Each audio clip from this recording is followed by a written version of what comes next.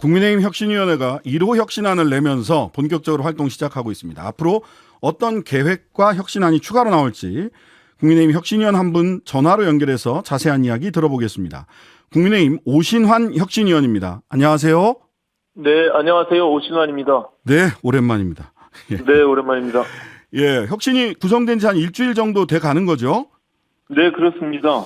예, 우선 오신환 혁신위원님이 어떻게 제안을 받으셨고 어떤 마음으로 수락하셔서 활동을 이어가는지 요거부터 좀 말씀해 주시죠.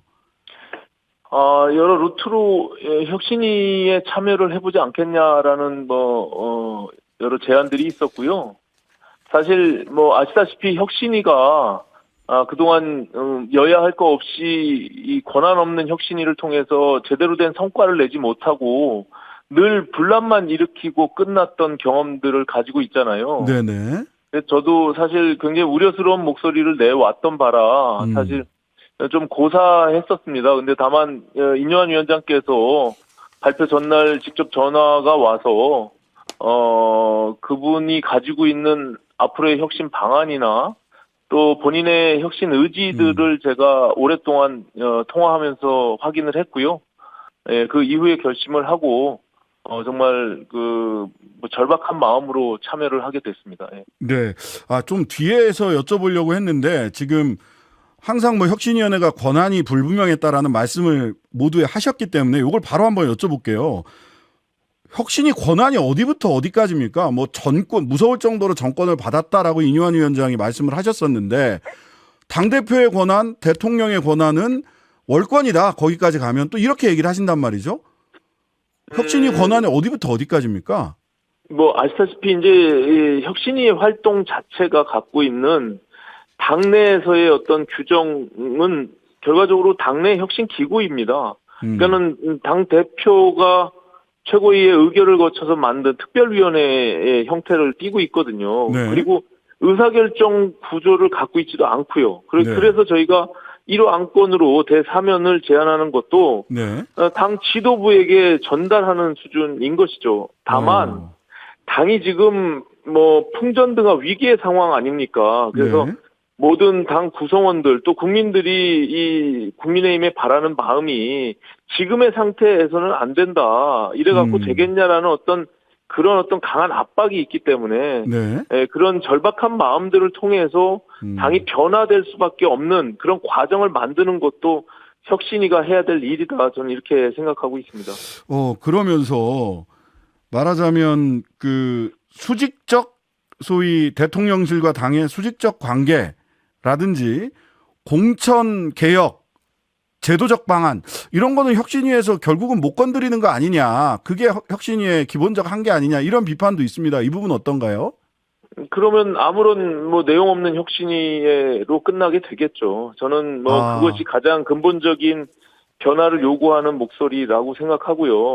네네. 개혁 공천과 또 지금 강서 보궐선거에서 드러난 민심은 당이 전혀 보이지 않는다. 당이 홀로서기 하고 내년 총선에서 당이 독립적이고 주체적인 미래 비전들을 제시하고 네. 집권당으로서 그 역할을 하라는 거 아니겠습니까? 네네. 그냥 어떤 종속 관계처럼 보이는 그런 모습들을 탈피해야 됩니다. 그렇기 때문에 그거는 당이 먼저 선행적으로 좀 변화가 필요하다. 저는 이렇게 보고요. 다만 지금 여러 의견들이 네. 대통령의 변화를 요구해라. 네네네. 라고 말씀들을 하시는데 그렇죠. 그거는 저는 당정 관계라는 거 하는 것은 양쪽의 관계가 있는 거잖아요. 네. 당이 선행적으로 변할 수 있는 그런 단계를 뛰어넘어서 네. 당이 요구하고 그 관계를 재설정하는 것은 이제 당의 지도부의 몫이라고 저는 생각하는 것이죠. 예.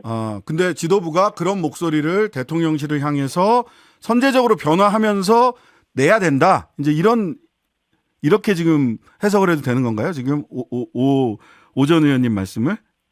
그러니까 당이 변화하면 당연히 당정 관계가 변화될 수밖에 없다고 저는 보는 것이죠. 네네. 그래서 사실은 이 질문을 원래 드리려고 했었는데 현재 국민의힘의 가장 큰 문제점. 예. 요게 이제 소위 집권 여당으로서의 자기 존재감, 그다음에 공천 개혁, 요 정도 지금까지 말씀을 주셨는데 여기에 더해서 뭐 더 추가해야 될 네. 과제, 국민의힘의 문제점, 과제, 극복 과제 어떤 게 있다고 보시나요? 당이 이 공감 능력을 키우고 문제 해결 능력을 갖춰야 됩니다. 네. 그래서 결국에는 민생을 지키고 지금 굉장히 어려운 국민들의 삶을 어루만질 수 있는 그런 어떤 책임성을 보여줘야 집권당으로서 그 존재감이 보이는 거 아니겠습니까? 네. 그냥 뭐 지금 늘 언론에서 지적한 대로 거수기처럼 보이는 그런 모습을 뛰어넘어서 이제는 당이 주체적이고 독립적으로 그 역할을 해야 된다, 저는 이렇게 생각합니다. 네. 자, 그런데 어쨌든 그 인유한 위원장이 꺼낸 1호 혁신안은 소위 일괄 대사면이었습니다. 네. 근데 이제 이준석 전 대표나 또 이번에 징계에서 본인도 대상이라고 했다라고 알고 있다라고 하는 이현주 전 의원이나 이런 분들은 뭐 1년 반 동안 린치하더니 위기 오니까 합의하라고 한다. 이런 게 2차 가해다. 이렇게 굉장히 강하게 오히려 반발을 했어요. 네.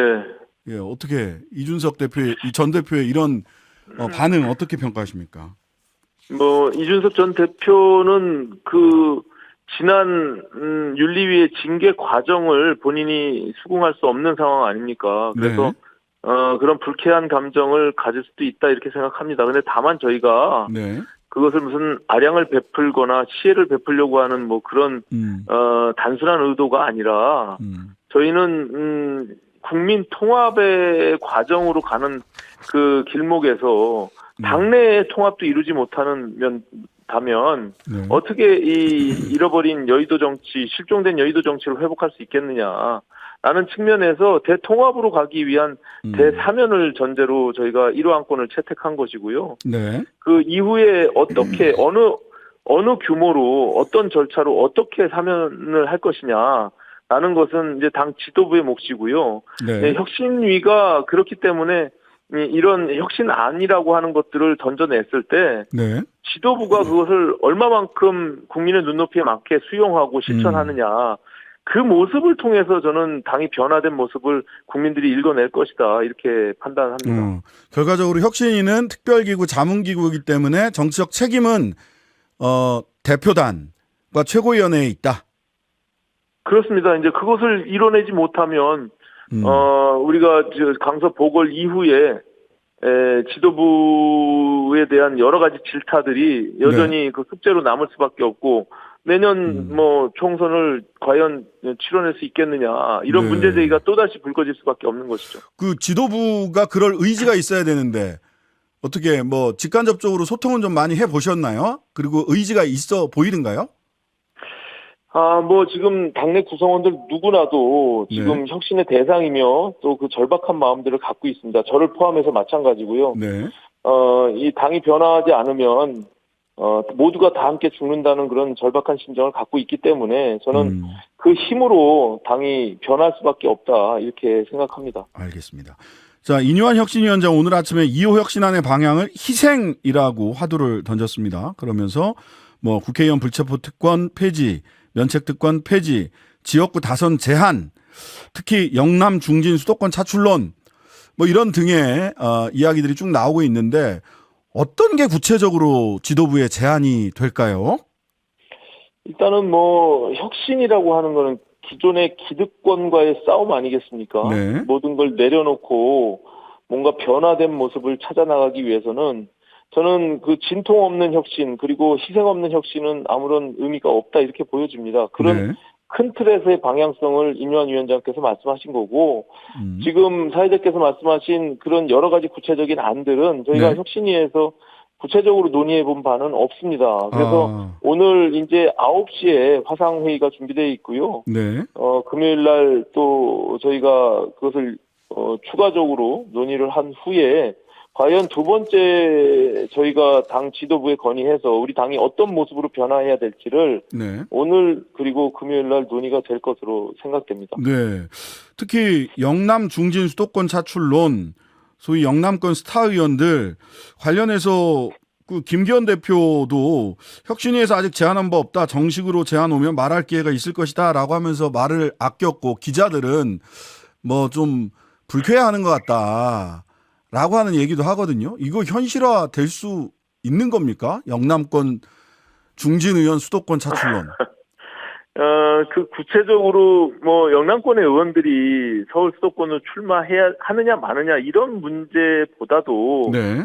저는 앞서 말씀드린 대로 어쨌든 기득권을 내려놓고 당이 그 쇄신과 희생 속에서 뭔가 변화하는 모습, 그것이 무엇일까? 네. 저희가 늘 총선 앞두고 그것은 어느 정당이나 나왔던 얘기입니다. 지금 민주당에서도 지금 그런 요구들이 있는 거 아니겠습니까? 네네. 이제 그런 것을 과연 우리가 어떻게 승화시켜서 당이 정말 혁신적인 공천으로 갈 것이며 어떻게 기득권을 내려놓을지 이런 부분들의 논의가 최종적으로 그 시스템이나 구체적인 안건으로 이제 전달이 되지 않겠는가 저는 이렇게 생각이 듭니다. 그 우리 오신하는 전 의원님도 그 수도권 당협위원장이시잖아요.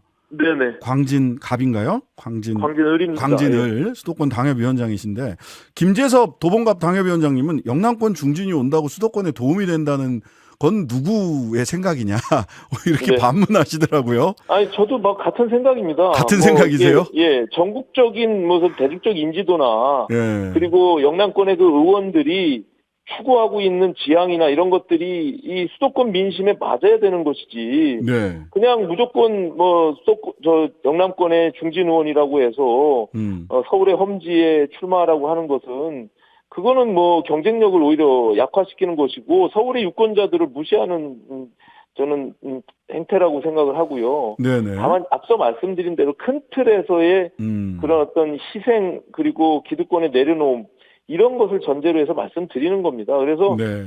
그것은 결과적으로 최종적으로 어떻게 실천될 것이며 표출될 것인지는 저희가 좀 지켜볼 필요가 있다 이렇게 생각합니다. 자, 내일 국민의힘이 김포 서울 편입 특별법을 발의하고 관련 TF도 출범할 예정이라고 하는데요. 오신한 우리 혁신위원은 그 수도권 서울 지역 당협위원장이라는 측면도 있고 또 얼마 전까지 서울시 정무부시장 하셨었죠. 네네. 근데 오세훈 시장님은 김포시장 만나보고 곧 연구를 시작하겠다. 그 서울시랑 전혀 협의가 없었나 본데 이렇게 해서 이게 가능성이 있습니까? 서울시와 이런 정도 협의 수준으로? 그게 이제 그 오세훈 시장께서는 아마 구체적인 어떤 내용들을 보고받거나 안을 접하지 않았다는 이런 취지로 말씀하신 거고요. 그러니까요. 사실 제가 정무부시장으로 있을 때 김병수 시장을 만나기도 하고 여러 차례 통화를 했습니다. 네. 아시다시피 지하철 5호선 연장 문제도 있었고요. 그렇죠. 교통의 여러 가지 현안들을 다뤘기 때문에 그 과정에서 아시다시피 지금 김동연 지사께서 경기 남북도 분할하는 그런 내용들을 추진하고 있잖아요. 그렇죠. 그렇게 되면 김포는 지금 뭐 그 지리적으로 북도도 남도도 아닌 섬처럼 고립되는 그런 상황이 됩니다. 네. 그래서 그런 고민 속에서 김병수 시장이 서울로서의 편입을 구상하고 있다. 이런 이야기를 저에게 전달한 바도 있고요. 네. 또 그 이전에 홍철호 전 의원께서도 이런 것들을 좀 구체화하는 방안들을 구상하면서 논의한 바는 있습니다. 그건 뭐 제가 그 당시에 그 서울시 부시장으로 그걸 들은 바가 있기 때문에 말씀을 드리는 거고. 네네. 다만 이것은 네. 그냥 그 단순히 이 총선에서의 어떤 유불리적 차원으로 볼 것이 아니라. 네. 지금 그 김포뿐만이 아니라 서울 주변에 있는 위성도시에서 지금 서울로 진입하고 있는 그 주민들의 생활권과 그 행정권을 일치시키는, 그래서 주민들의 삶을 조금 더 증가시킬 수 있는 부분으로 간다면 네. 저는 그것을 한번 검토해 볼 필요가 있다라고 생각하는 거예요. 그래서 서울의 입장에서도 과연 김포를 편입했을 때 어떤 이득이 있는지, 서울 시민의 입장에서도 네. 또 김포의 경우도 그로 인해서 서울에 편입됐을 때 서울시가 직접 행정력을 행사하고 교통체계나 아니면 서울시의 예산이 투입돼서 갔을 때 어떤 도움이 될 수 있는지 이런 것들을 좀 논의해 볼 필요가 있다, 저는 이렇게 보고요. 네. 저는 그 연장선상에서 양자가 윈윈할 수 있는 방법을 찾을 수 있다, 이렇게 생각합니다. 근데 그러면 그거는 조금 면밀하게 조금 더 구체적으로 네. 뭐 여러 가지 경제적인 비용 편익이라든지 이런 것도 다 따져보고 좀 이렇게 청사진을 제대로 이렇게 내놨어야 되는 게 아닌가 하는 물론이죠. 질문을 네. 던지는 분들도 많아요. 너무 설리 그건 근처로 당연히- 던진 거 아니냐. 아니 당연히 이제부터 이제 논의가 시작된다고 저는 생각하고요. 이게 아, 무슨 그렇습니까? 총선 이전에 이게 법이 통과돼서 무슨 논의가 될 수는 없다고 봐요. 이게 김기현 대표는 뭐, 총선 전에 뭔가 할 것처럼 얘기하시던데.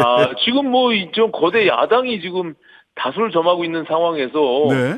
야당의 협조 없이 어떻게 법이 통과됩니까? 저는 아. 뭐 어떤 언론에 보니까 뭐 아무리 빨라도 2, 3년 걸린다 이렇게 지적을 하던데요. 네네. 절차가 있습니다. 법적 절차가. 네. 지금 뭐 주민투표 내지는 기초의회에서의 김포시의 주민들의 의견을 물어야 되고 네. 또 광역의 경기도하고 서울시의 의회도 그 의견이 청취가 돼야 됩니다. 그걸 통해서 행안부에 건의하고 그다음에 법률을 바꿔야 되는 이런 부분들이 있는데 네네. 그게 뭐 한순간에 되겠습니까? 과거 노무현 전 대통령께서 네. 행정수도 이전에 대한 문제도 그 화두를 던짐으로 인해서 논의가 촉발된 거잖아요. 네네. 저는 그런 차원에서 바라보는 게 맞지 이것을 당장 무슨 지금 뭐 6개월도 안 남은 총선 전에 무엇을 해결한다는 것은 제가 봐서는 굉장히 어려운 문제입니다. 예. 아, 이제부터 본격적으로 논의가 시작되어야 된다. 예. 그렇습니다. 예. 예. 알겠습니다. 뭐 김재섭 서울 도봉갑 당협위원장은 오히려 글쎄 그냥 서울 들어온다고 해서 좋아지는 건 아니더라. 서울 북구도 힘들더라. 이렇게 또 이야기를 하기도 하더라고요. 예. 네네. 그건 뭐 각자 생각이 좀 다를 수 있는데요. 네. 그 지금 말씀드린 아주 좀 정밀하게 검토해볼 필요가 있다 이렇게 생각합니다. 이거는 뭐 알겠습니다. 김포가 편입되면 우리한테 손해다. 당장 우리 세수가 거기에 빠져나가는 거 아니냐 이런 단순한 논리로 접근할 수 있는 건 아니다 이렇게 봅니다. 예. 하루 종일 기다려지는 진짜 시사. 평일 저녁 6시 5분 신장식의 뉴스 하이킥.